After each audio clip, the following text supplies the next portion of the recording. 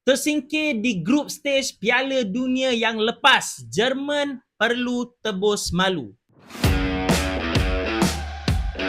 Germany perlu beraksi dengan baik untuk tebus malu World Cup Qatar yang lepas tersingkir dekat peringkat kumpulan. Dengan 68% peluang untuk Jerman juara kumpulan ni, Germany akan turun dengan beban yang lebih berat. Ecuador juga terkandas di grup stage World Cup yang lepas, tapi kali ini tampil dengan lebih yakin dengan rekod perlawanan persiapan Piala Dunia yang lebih baik.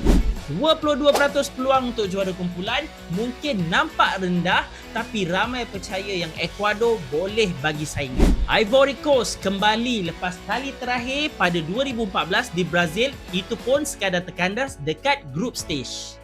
Kali ni datang dengan nama baru macam Amad Diallo dengan gameplay yang lebih direct, mungkin dapat untuk layak ke pusingan seterusnya. Curacao pertama kali beraksi, tekanan yang rendah menjadikan Curacao nothing to lose dan hanya perlu untuk buat yang terbaik dalam kumpulan ni.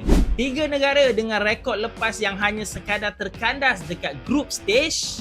Korang rasa Jerman akan terciduk atau lepas dengan mudah? Cuba komen sekarang.